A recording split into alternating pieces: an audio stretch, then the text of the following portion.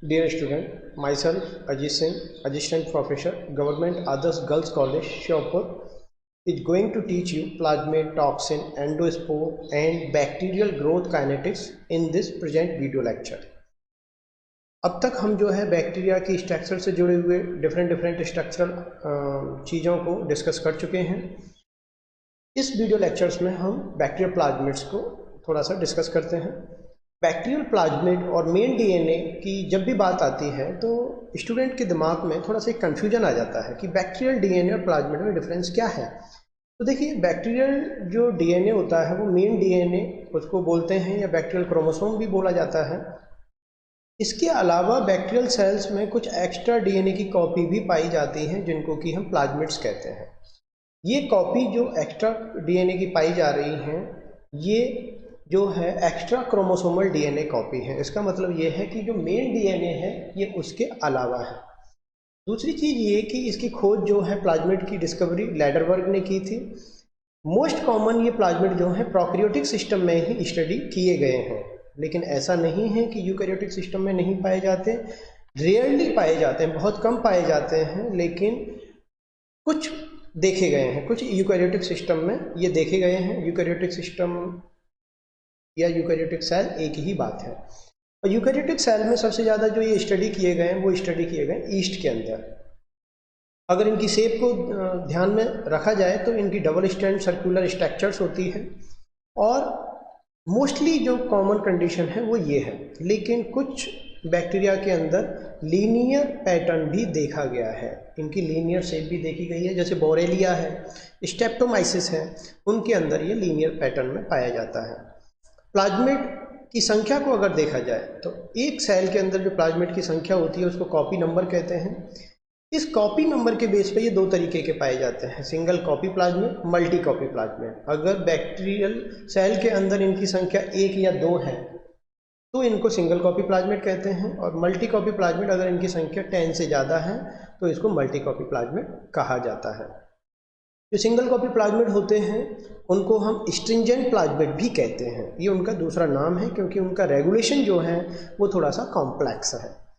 जबकि जो multi copy plasmid हैं इनको रिलैक्स प्लाज्मिड भी बोला जाता है क्योंकि इनका जो रेगुलेशन है संख्या को लेके वो थोड़ा सा वीक है as compared to single copy. Plasmid जो है ऐसा नहीं है कि हमेशा फ्री स्टेज में बने, वो कभी कभी मेन डीएनए के साथ भी फ्यूज हो जाते हैं, और अगर वो फ्यूज हो रहे हैं तो फाइनल जो स्ट्रक्चर बन रही है उसको एपिसोम कहते हैं। इस टाइप की प्रॉपर्टी को शो करने वाले जो प्लाज्मिड हैं वो हैं, जैसे एफ फैक्टर एक टाइप का प्लाज्मिड होता है। Most of the R plasmid, मतलब आर प्लाज्मिड भी एक प्लाज्मिड होता है जिसको आगे हम पढ़ेंगे। तो इस टाइप की कैटेगरी, इस टाइप की जो प्रॉपर्टी है वो ये प्लाज्मिड शो करते हैं। हर प्लाज्मिड जो है वो मेन डीएनए के साथ फ्यूज नहीं हो सकता। देखिए, जैसे यहाँ पे डायग्राम में देखिए, ये जो है एफ फैक्टर एक प्लाज्मिड है। ये जो प्लाज्मिड है ये मेन डीएनए के साथ फ्यूज हो गया है, और जैसे ही ये मेन डीएनए के साथ फ्यूज हो गया है यहाँ पे जो फाइनल स्ट्रक्चर बनती है इसको कहते हैं हम एपिसोम। तो इस तरीके से एपिसोम का फॉर्म होता है। यहाँ पे प्लाज्मिड के रेप्लिकेशन को अगर देखा जाए तो प्लाज्मिड जो है जब भी कभी बैक्टीरियल सेल डिवाइड करेगी तो प्लाज्मिड भी डिवाइड करेगा। तो इसका मतलब प्लाज्मिड जो है वो इंडिपेंडेंट तरीके से रेप्लिकेशन को स्टार्ट कर सकता है, वो मेन डीएनए पे रेप्लिकेशन के लिए डिपेंडेंट नहीं है।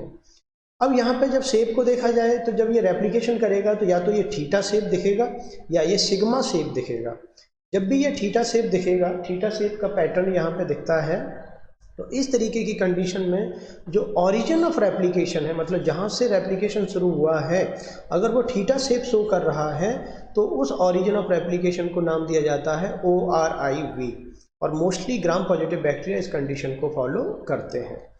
अगर वहाँ सिग्मा शेप पाई जा रही है during the replication, DNA sigma shape में दिखाई दे रहा है, तो इस तरीके के कंडीशन में जो ओरिजिन ऑफ रेप्लिकेशन है वो ORIT कहलाता है। मतलब यहाँ पे origin of replication point differ हो चुका है। और ग्राम नेगेटिव जो कंडीशंस होती है बैक्टीरिया की वो इस पैटर्न को फॉलो करती है। ग्राम पॉजिटिव, ग्राम नेगेटिव, इन दोनों के बारे में मैं बात कर चुका हूँ आपसे। किसी भी बैक्टीरिया के अंदर जो कॉपी नंबर है, कितने प्लाज्मिड पाए जाएं, ये उस प्लाज्मिड के अंदर पाया जाने वाला ओरिजिन ऑफ रेप्लिकेशन इस चीज़ को डिसाइड करता है। प्लाज्मिड की अगर होस्ट रेंज को देखा जाए कि प्लाज्मिड कितने होस्ट के अंदर सर्वाइव कर सकता है, तो यहाँ पे दो तरीके की प्लाज्मिड पाए जाएंगे, नैरो होस्ट रेंज प्लाज्मिड और ब्रॉड होस्ट रेंज प्लाज्मिड। जो प्लाज्मिड एक या दो या बहुत कम होस्ट के अंदर जो है सर्वाइव कर पाएँ वो नैरो होस्ट रेंज प्लाज्मिड हैं। लेकिन अगर कोई प्लाज्मिड बहुत सारे होस्ट के अंदर जो है अपनी फंक्शनैलिटी को परफॉर्म कर पा रहा है, अपने फंक्शंस को परफॉर्म कर पा रहा है, तो इस तरीके के प्लाज्मिड को हम ब्रॉड होस्ट रेंज प्लाज्मिड कहते हैं। इसके अलावा कभी कभी क्या होता है, प्लाज्मिड प्रॉपर्टी में एक टर्म आती है प्लाज्मिड इनकॉम्पेटिबिलिटी। प्लाज्मिड इनकॉम्पेटिबिलिटी कहते हैं कि अगर दो क्लोजली रिलेटेड प्लाज्मिड को एक ही सेल के अंदर रख दिया जाए तो वो कभी कभी एक साथ नहीं रह पाते। इसका मतलब दोनों एक दूसरे से क्या हैं, इनकॉम्पेटिबल हैं, एक दूसरे के साथ कंफर्ट नहीं है।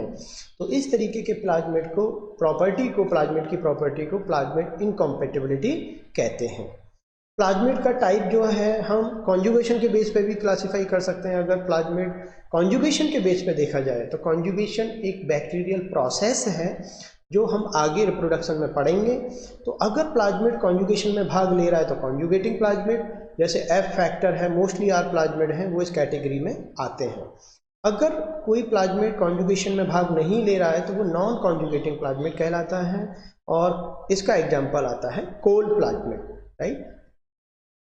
अगर फंक्शंस को देखा जाए तो प्लाज्मिड जो है एंटीबायोटिक रेजिस्टेंट जीन्स इन पे पाए जाते हैं, जिससे ये बैक्टीरिया को एंटीबायोटिक के अगेंस्ट रेजिस्टेंस प्रोवाइड करते हैं।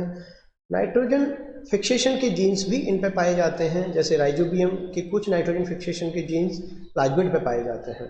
कुछ प्लाज्मिड के ऊपर प्लांट हार्मोन सिंथेसिस जीन भी पाए जाते हैं। कुछ प्लाज्मिड ऑयल डिग्रेड करने वाले जीन्स रखते हैं, जैसे स्यूडोमोनास को हम सुपरबग भी कहते हैं। जैसे जो हमारे बड़े बड़े ऑयल टैंकर्स होते हैं, कभी कभी वो किसी नदी में या समुद्र में जब ऑयल लीक हो जाता है तो वहाँ पे इस तरह के बैक्टीरिया स्यूडोमोनास का छिड़काव किया जाता है ताकि वो ऑयल को डिग्रेड कर सकें, क्योंकि इनके अंदर ऑयल को डिग्रेड करने वाले जीन्स पाए जाते हैं। बहुत सारे बैक्टीरिया जो हैं वो इंसेक्ट के अगेंस्ट बहुत ही टॉक्सिन प्रोटीन्स बनाते हैं, जैसे बैसिलस thuringiensis। जो बीटी कॉटन हम पढ़ते हैं, बीटी कॉटन इसी तरीके के बैक्टीरिया बैसिलस से ही वहाँ पे उसके अंदर जीन्स डाली गई है। ट्यूमर फॉर्मेशन जीन्स भी पाए जाते हैं कुछ प्लाज्मिड में, जैसे एग्रोबैक्टीरियम ट्यूमिफेशियंस एक बैक्टीरिया है, इसके कारण एक क्राउन गॉल डिजीज होती है। जैसे आपने कुछ प्लांट देखे होंगे, उस प्लांट के स्टेम में साइड में इस तरीके का एक स्टेम जैसा एक ट्यूमर जैसा बन जाता है। तो इस तरीके की डिजीज अगर किसी प्लांट में है तो उसी को कहते हैं हम क्राउन गॉल डिजीज। तो ये भी एग्रोबैक्टीरियम ट्यूमिफेशियंस के कारण होती है। तो यहाँ तक हमने प्लाज्मिड और प्लाज्मिड की जनरल प्रॉपर्टीज को देखा। अब जो है टॉक्सिन, जैसे एक वर्ड आता है टॉक्सिन। टॉक्सिन वर्ड आते ही हमारे दिमाग में एक कंपाउंड की इमेज बनती है जिसका टॉक्सिक इफेक्ट हमारे ऊपर हो सकता है। तो देखिए यहाँ होता क्या है, बैक्टीरिया जो है कोई भी अगर टॉक्सिक कंपाउंड रिलीज कर रहा है तो ये टॉक्सिक कंपाउंड जो है दो तरीके की नेचर के होते हैं। एक तो एक्जोटॉक्सिन, एक होता है एंडोटॉक्सिन। एक्जोटॉक्सिन कहते हैं कि बैक्टीरिया इस तरीके के कंपाउंड को अपने सेल से बाहर रिलीज करता है होस्ट टिश्यू के अंदर। तो जब वो होस्ट टिश्यू के अंदर वहाँ पर रिलीज करेगा तो इसका टॉक्सिक इफेक्ट आएगा और हो सकता है वहाँ होस्ट के अंदर कोई डिजीज कॉज हो जाए। तो अगर कोई कंपाउंड बैक्टीरियल सेल से बाहर रिलीज किया जा रहा है और तब वो अपना टॉक्सिक इफेक्ट शो कर रहा है तो इस तरीके के टॉक्सिन को एक्जोटॉक्सिन कहते हैं। लेकिन अगर कोई कंपाउंड जैसे ग्राम नेगेटिव बैक्टीरिया, उसके चारों तरफ जो है एक आउटर लेयर पाई जाती है, तो आउटर जो लेयर है उसमें बहुत सारे लाइपोपॉलीसैकेराइड मॉलिक्यूल होते हैं जो बाहर की तरफ इस तरीके से लगे रहते हैं। तो ये जो मॉलिक्यूल हैं, लाइपोपॉलीसैकेराइड के मॉलिक्यूल हैं, ये अगर होस्ट के अंदर आ रहे हैं, मतलब वो बैक्टीरिया आ रहा है तो उसके साथ ये मॉलिक्यूल भी आ रहे हैं, और जब वो हमारे ब्लड की इम्यून सेल्स और ब्लड से रिएक्ट करेंगे तो वो हमारे अंदर नेगेटिव रोल प्ले कर रहे हैं और इनके नेगेटिव रोल के कारण हो सकता है हमें कोई दिक्कत हो। तो इस तरीके के टॉक्सिन जो बैक्टीरियल सेल से रिलीज नहीं हो रहे हैं वो उसकी सेल के कंपोनेंट ही हैं, लेकिन चूंकि बैक्टीरिया हमारी सेल हमारी बॉडी के अंदर आ चुका है इसीलिए वो यहाँ पे हमें नुकसान पहुँचा रहे हैं। तो जब बिना रिलीज हुए कोई कंपाउंड हमें टॉक्सिक नेचर हमारी बॉडी में शो कर रहा है, तो इस तरीके के टॉक्सिन को हम एंडोटॉक्सिन कहते हैं। दोनों के अंदर कुछ डिफरेंस हैं, ये बड़े इंपॉर्टेंट हैं, अक्सर एग्जाम में यहाँ से क्वेश्चन पूछ लिया जाता है। एक्जोटॉक्सिन जो है वो ग्राम पॉजिटिव और ग्राम नेगेटिव दोनों ही तरीके के बैक्टीरिया शो करते हैं, जबकि एंडोटॉक्सिन जो है mostly gram negative bacteria show करते हैं। एक्जोटॉक्सिन सेल से बाहर सीक्रेट होते हैं, जबकि एंडोटॉक्सिन सेल से बाहर सीक्रेट नहीं होते हैं। एक्जोटॉक्सिन नेचर में पॉलीपेप्टाइड या ये कहें प्रोटीन नेचर के होते हैं, जबकि जो एंडोटॉक्सिन है ये लाइपोपॉलीसैकेराइड LPS, राइट, आउटर मेम्ब्रेन में हमने इसको पढ़ा है लाइपोपॉलीसैकेराइड को। लोकेशन ऑफ जीन्स, यहाँ पे एक्जोटॉक्सिन की जो लोकेशन होती है वो प्लाज्मिड के ऊपर पाई जाती है, जबकि जो एंडोटॉक्सिन है वो मेन DNA पे, बैक्टीरियल क्रोमोसोम पे पाया जाता है। एक्जोटॉक्सिन की टॉक्सिसिटी, ये ज़्यादा टॉक्सिक होते हैं, इनकी टॉक्सिसिटी हाई है, जबकि एंडोटॉक्सिन जो है इनकी टॉक्सिसिटी लो होती है। एंटीजेनिसिटी, एंटीजेनिसिटी कहते हैं कि जब भी आप किसी कंपाउंड को बॉडी में डालोगे तो बॉडी की जो सेल्स हैं, जो इम्यून सेल्स हैं, जो हमें इन पैथोजन से बचा रही हैं, वो कितना फास्ट रिएक्ट कर रही हैं उस मॉलिक्यूल के अगेंस्ट। तो यहाँ पे एंटीजेनिक प्रॉपर्टी ज़्यादा पाई जाती है, हाई एंटीजेनिसिटी है, जबकि एंडोटॉक्सिन के केस में एंटीजेनिक प्रॉपर्टी कम है। वैक्सीन, एक्जोटॉक्सिन को अगर हम इनएक्टिव कर दें तो इनएक्टिव एक्जोटॉक्सिन को हम टॉक्सॉइड कहते हैं और इनको वैक्सीन के रूप में यूज किया जा सकता है, जबकि एंडोटॉक्सिन जो है ना तो इनसे टॉक्सॉइड बनते हैं और ना ही इनको वैक्सीन के रूप में यूज किया जा सकता है। हीट स्टेबिलिटी को अगर हम देखें तो जो एक्जोटॉक्सिन है ये हीट सेंसिटिव है, लेबाइल कहते हैं सेंसिटिव। इसका मतलब थोड़ा सा भी अगर इनको हीट दिया जाए तो ये डिग्रेड हो जाएंगे, इनएक्टिव हो जाएंगे और 60 to 80 डिग्री सेंटीग्रेड की रेंज में ये इनएक्टिव हो जाते हैं। जबकि जो एंडोटॉक्सिन है वो हीट स्टेबल हैं, वो इतनी जल्दी इनएक्टिव नहीं होते। इसके अलावा हम अगला अगर टॉपिक देखें बैक्टीरिया में तो वो है एंडोस्पोर स्ट्रक्चर। हमेशा तो अच्छे दिन नहीं रहेंगे, कभी कभी अनफेवरेबल कंडीशन भी बैक्टीरिया को फेस करनी होती है। तो इस तरह की अनफेवरेबल कंडीशन जो है वो अगर बैक्टीरिया फेस कर रहा है तो इस तरीके की अनफेवरेबल कंडीशन में वो कुछ स्पेसिफिक स्ट्रक्चर बना लेता है और इस तरह की स्पेसिफिक स्ट्रक्चर जो उसको अनफेवरेबल कंडीशन से बचाती हैं उनको एंडोस्पोर कहते हैं। तो जो एंडोस्पोर फॉर्मेशन है वो अनफेवरेबल कंडीशन में होता है, पहली चीज़ तो ये है। दूसरा, सारे बैक्टीरिया एंडोस्पोर बनाएं ऐसा नहीं है, सर्टेन कुछ ग्रुप्स हैं बैक्टीरिया के जो एंडोस्पोर बनाते हैं, जैसे बेसिलस और क्लॉस्ट्रीडियम। मेनली ये दो बैक्टीरिया एंडोस्पोर बनाते हैं। अगर बैसिलस के अंदर देखें तो बैसिलस के अंदर जो एंडोस्पोर बनता है वो सेंट्रल पोजीशन में बनता है, मतलब जब वो एंडोस्पोर बन रहा था तो उसकी पोजीशन जो है वो होस्ट सेल के अंदर बिल्कुल बीचों बीच थी, जबकि यहाँ पे क्लॉस्ट्रीडियम में जब एंडोस्पोर बनता है तो वो सेंटर में नहीं बनता सेल के अंदर, बैक्टीरियल सेल के अंदर, वो टर्मिनल्स पे बनता है। तो यहाँ पे एंडोस्पोर की पोजीशन टर्मिनल है। जो एंडोस्पोर होते हैं ये बहुत ही डॉर्मेंट स्ट्रक्चर्स होती हैं। डॉर्मेंट स्ट्रक्चर कहते हैं बहुत ज़्यादा एक्टिव नहीं होती हैं, सुप्तावस्था में पाई जाती हैं, विद लो वाटर। यहाँ पे वाटर बहुत ज़्यादा नहीं पाया जाता एंड लो mRNA, क्योंकि बहुत ज़्यादा एक्टिविटी भी नहीं पाई जाती इसीलिए mRNA भी क्या है यहाँ पे बहुत लो है और हाईली रेजिस्टेंट होते हैं। इन पे केमिकल्स और हाई टेम्परेचर का बहुत ईजिली इफेक्ट नहीं होता। इनमें केमिकल रेजिस्टेंस और थर्मल रेजिस्टेंस दोनों तरीके का रेजिस्टेंस पाया जाता है। केमिकल रेजिस्टेंस कहते हैं कि अगर इस पर कुछ एसिड या इस तरीके के केमिकल डालें तो वो स्टेबिलिटी शो करेगा।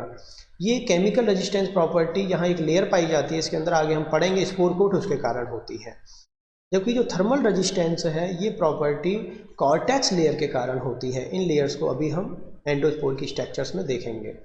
हम एंडोस्पोर की अगर स्ट्रक्चर्स को देखें तो एंडोस्पोर की स्ट्रक्चर में सबसे बाहर की तरफ जो लेयर पाई जाती है उसको एक्सोस्पोरियम कहते हैं। ये सबसे बाहर की लेयर है, राइट, और ये बाहर से अंदर की तरफ जाने पर सबसे पहले मिलेगी। इस तरीके से अगर हम बाहर से अंदर जाएं तो हमें सबसे पहले एक्सोस्पोरियम मिलेगी और ये प्रोटीन की बनी होती है, राइट। एक्सोस्पोरियम के अंदर जो दूसरी लेयर होती है, सेकंड लेयर, वो कहलाती है स्पोर कोट ये भी प्रोटीन नेचर की लेयर होती है, और इस प्रोटीन के अंदर सिस्टीन एमिनो एसिड बहुत ज़्यादा पाए जाते हैं। इसका मतलब ये सिस्टीन रिच होती है। तीसरी जो लेयर है वो कहलाती है कॉर्टेक्स, जो कि स्पोर कोट के अंदर होती है। और इस कॉर्टेक्स लेयर का जो फॉर्मेशन होता है वो पेप्टाइडोग्लाइकेन, जो एक तरीके का हेट्रोपॉलीसैकेराइड है, उससे होता है। कॉर्टेक्स लेयर एंडोस्पोर के अंदर सबसे मोटी लेयर होती है। कॉर्टेक्स लेयर और स्पोर कोट के बीच में एक पतला सा लिपिड प्रोटीन का एक छोटा सा लेयर पाया जाता है, जिसको आउटर मेम्ब्रेन कहते हैं। सबसे अंदर की तरफ जर्म सेल वॉल या स्पोर वॉल, राइट, जो सबसे अंदर की तरफ लेयर है उसको स्पोर वॉल कहते हैं। और स्पोर वॉल के जस्ट अंदर इनर मेम्ब्रेन पाई जाती है। जर्म सेल वॉल या स्पोर वॉल ये सबसे लास्ट वाली लेयर मानी जाती है, क्योंकि इसके जस्ट नीचे प्लाज्मा मेम्ब्रेन पाई जाती है इनर मेम्ब्रेन के रूप में। और इनर मेम्ब्रेन के अंदर डीएनए, कुछ specific enzymes, mRNA molecule core region में पाए जाते हैं। और फेवरेबल कंडीशन आने पर जब ये वाटर एब्जॉर्ब करता है तो यहाँ से ईच एंडोस्पोर जो है एक सिंगल बैक्टीरियल सेल को जन्म देता है। तो इस तरीके से इसकी एक स्ट्रक्चर है एंडोस्पोर की। और एंडोस्पोर जो है इसमें केमिकल रेजिस्टेंट जो प्रॉपर्टी पाई जाती है वो स्पोर कोट के कारण पाई जाती है, जो सेकंड नंबर की जो लेयर है। जबकि जो थर्मल रेजिस्टेंस है वो कॉर्टेक्स लेयर के कारण पाया जा रहा है। कॉर्टेक्स जो है बैक्टीरियल सेल के अंदर सबसे मोटी लेयर होती है। एंडोस्पोर में अगर हम देखें तो एंडोस्पोर में सबसे थिक लेयर कॉर्टेक्स की पाई जाती है। तो जो एंडोस्पोर होते हैं वो इस तरीके से अनफेवरेबल कंडीशंस में बनते हैं। इस तरीके से उनकी 4 मेन लेयर होती हैं। एक्जोस्पोरियम, अंदर बाहर से अंदर जाने पर सबसे बाहर की तरफ हमें एक्जोस्पोरियम मिलेगी, उसके बाद स्पोर कोट, उसके बाद कॉर्टेक्स एंड सबसे अंदर की तरफ जर्म सेल वॉल या स्पोर वॉल। इनके अलावा स्पोर कोट और कॉर्टेक्स के बीच में एक लिपिड मेम्ब्रेन पाई जाती है जिसको आउटर मेम्ब्रेन कहते हैं, राइट। और जर्म सेल वॉल या स्पोर वॉल के अंदर की तरफ भी एक मेम्ब्रेन पाई जाती है जिसको इनर मेम्ब्रेन कहते हैं। और सेंटर में जो है जितने भी हमारे काम के मॉलिक्यूल्स हैं, डीएनए, एमआरएनए, ज़रूरत वाली प्रोटीन्स, वो सब कोर रीजन में पाई जाती हैं। तो इस तरीके से एंडोस्पोर जो है अनफेवरेबल कंडीशंस में एक बैक्टीरियल स्पीसीज को प्रोटेक्ट करता है, राइट। तो एंडोस्पोर जो है, इसके बाद अब हम देखते हैं बैक्टीरियल ग्रोथ काइनेटिक्स की। जो बैक्टीरिया की सेल्स हैं वो ग्रोथ कैसे करती हैं, राइट। तो यहाँ पे सबसे ज़्यादा जो डिवीजन पाया जाएगा वो बाइनरी फ्यूजन होता है, मोस्ट कॉमन। उसके अलावा यहाँ पे जैसे ये एक सिंगल बैक्टीरियल सेल है, एक से यहाँ पे 2 बैक्टीरियल सेल बनी, 2 से यहाँ पे 4 बनी, 4 से यहाँ पे 8 बनी, और 8 से यहाँ पे 16 बैक्टीरियल सेल्स का निर्माण हुआ। तो कहने का मतलब है कि 1 से 2, 2 से 4, 4 से 8, 8 से 16, इस तरीके से जब ग्रोथ होती है तो इस तरीके की ग्रोथ को हम एक्सपोनेंशियल ग्रोथ कहते हैं। तो आपको ये ध्यान रखना है कि बैक्टीरिया के अंदर किस तरह की ग्रोथ पाई जा रही है, एक्सपोनेंशियल ग्रोथ पाई जा रही है। अब बैक्टीरिया में क्या होता है कि एक बैक्टीरियल सेल थी, एक से जब वो 2 बनी तो इसका मतलब संख्या क्या हो गई यहाँ पे, डबल। तो बैक्टीरियल सेल की संख्या डबल होने में जितना टाइम लगता है उसको जनरेशन टाइम या डबलिंग टाइम कहते हैं। ये बड़ा ही एक इम्पॉर्टेंट पॉइंट है और इसको स्मॉल g से रिफ्लेक्ट किया जाता है, ठीक है। तो जो जनरेशन टाइम या डबलिंग टाइम है ये हर स्पीसीज का अपना एक स्पेसिफिक टाइम होता है। जैसे इकोलाई के अगर हम अंदर बात करें तो इकोलाई के अंदर जो है ये जनरेशन टाइम 20 मिनट्स का होता है। इसका मतलब कि 20 मिनट्स के अंदर इकोलाई अपनी संख्या को क्या कर लेगा, डबल कर लेगा अंडर स्टैंडर्ड ग्रोथ कंडीशंस, ठीक है। अब ये एक्सपोनेंशियल ग्रोथ और ये सारी जो चीज़ें इसको हम ग्राफ के थ्रू थोड़ा सा पढ़ते हैं। बैक्टीरिया की ग्रोथ को अगर हम देखें तो बैक्टीरिया की ग्रोथ जो है वो एक सिग्मोइडल ग्रोथ कर्व शो करती है। ये जो ग्रोथ कर्व है ये कैसा शो कर रहा है, सिग्मोइडल ग्राफ शो कर रहा है। और सिग्मोइडल ग्राफ में हमें ग्रोथ में 4 फेज दिखाई देते हैं, राइट। पहला जो फेज है वो है लैग फेज। लैग फेज जो है इसके अंदर ग्रोथ बहुत स्लो होती है और ये स्लो ग्रोथ फेज है लैग फेज। लैग फेज में जब बैक्टीरियल सेल एंटर होती है तो ये इसको मॉनिटर करना, इसको ऑब्जर्व करना मतलब उतना इजी नहीं होता, क्योंकि ये बहुत स्लो ग्रोथ है। कई बार तो ये स्ट्रेट लाइन ही आती है, बहुत मतलब ग्रोथ रिपोर्ट में भी नहीं आती। लेकिन जैसे ही लैग फेज से आगे की तरफ बैक्टीरियल सेल बढ़ती है, ये बैक्टीरियल सेल लॉग फेज में एंटर कर जाती है, और ये लॉग फेज जो है इसको हम एक्सपोनेंशियल फेज भी कहते हैं, क्योंकि यहाँ जो बैक्टीरियल सेल है वो बहुत फास्ट ग्रोथ करती है। ये जो लॉग फेज है इसी को हम एक्सपोनेंशियल फेज कहते हैं, और यहाँ पे जो बैक्टीरियल सेल है वो एक्सपोनेंशियली ग्रोथ करेगी, इसीलिए इस फेज को क्या कहा गया है, एक्सपोनेंशियल फेज या लॉग फेज कहा गया है।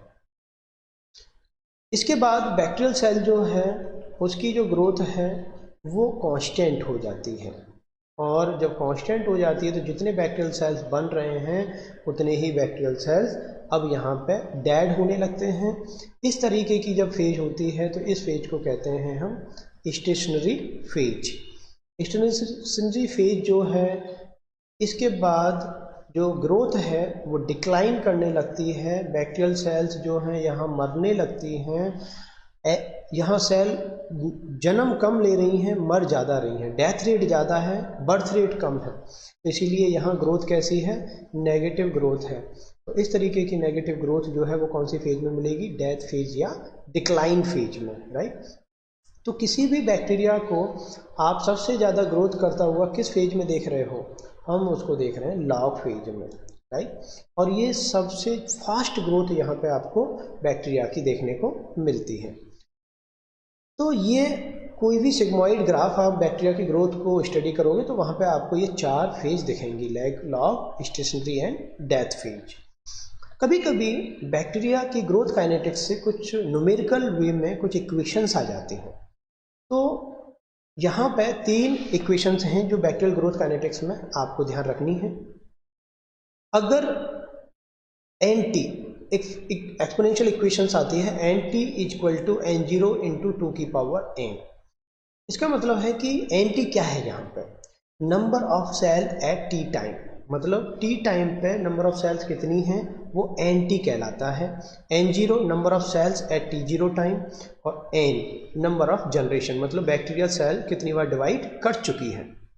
कभी कभी वो क्या करेगा, N0 की वैल्यू दे देगा कि भाई स्टार्टिंग एक्सपेरिमेंट के स्टार्ट में हमारे पास इतनी बैक्टीरियल सेल्स थी, और 25 बार डिवीजन करने के बाद अब उसमें कितनी बैक्टीरियल सेल्स होंगी। इसका मतलब वो N की वैल्यू वहाँ दे दिया है 25, वहाँ पे कितनी, मतलब 25 बार डिवीजन करने के बाद, तो यहाँ पे नंबर ऑफ जनरेशन कितना हो गया 25, और इनिशियल वैल्यू सपोज करो उसने 100 दिया है, तो वहाँ पे आप ये पता कर सकते हो कि 25 जनरेशन के बाद, 25 डिवीजन्स के बाद वहाँ कितनी बैक्टीरियल सेल्स होंगी। NT equal to N0 into 2 की पावर n फॉर्मूलेशन।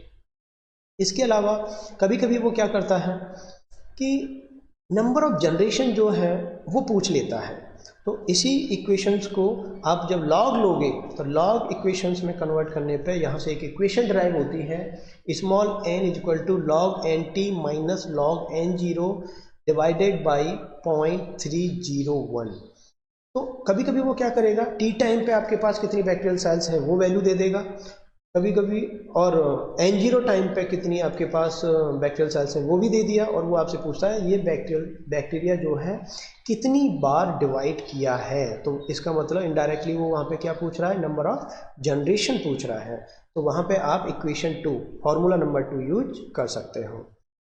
इसके अलावा एक तीसरा फार्मूला जो है वहाँ पे वो क्या करेगा कि जनरेशन टाइम जो है वो कभी कभी जो है दे देगा और टोटल टाइम दे देगा, और वहाँ पे नंबर ऑफ जनरेशन आपको निकालना पड़ेगा। तो अगर किसी फार्मूले में नंबर ऑफ जनरेशन नहीं दिया हुआ है, इसकी जगह पे आपको टोटल टाइम और जनरेशन टाइम दिया हुआ है, तो आप फार्मूला नंबर 3 का यूज करके वहाँ से नंबर ऑफ जनरेशन n की वैल्यू निकाल सकते हैं, और इस n वैल्यू को exponential equation NT equal to N0 into 2 की पावर n में पुट करके आप T टाइम पे कितने बैक्टीरियल सेल्स वहाँ होंगे उसकी वैल्यू कैलकुलेट किया जा सकता है। तो यहाँ तक हमने जो है बैक्टीरिया की जो प्लाज्मिड है उसको लेके क्या कंसेप्ट है, एंडोस्पोर, राइट, उसके अलावा toxins and bacterial growth kinetics को हमने ब्रीफली डिस्कस किया। उम्मीद करता हूँ कि यहाँ ये जो टॉपिक्स हैं जो हमने प्रेजेंट वीडियो लेक्चर्स में डिस्कस किए हैं आपको समझ में आए होंगे।